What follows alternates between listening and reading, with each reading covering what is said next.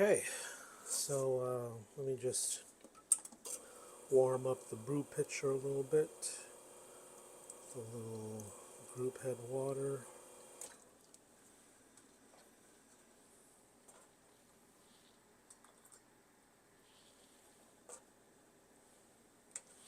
We're brewing at 179 degrees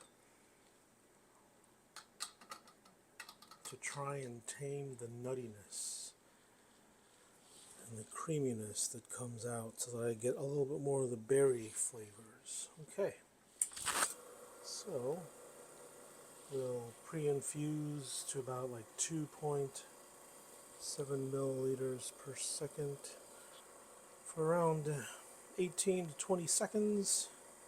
We're at 13 seconds now, 15.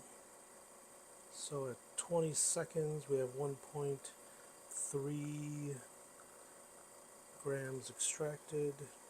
We're going to ramp up to 7 milliliters per second, and then we'll pull 20 grams, and we'll see what the time is. 43 seconds to get 20.5 grams of coffee out.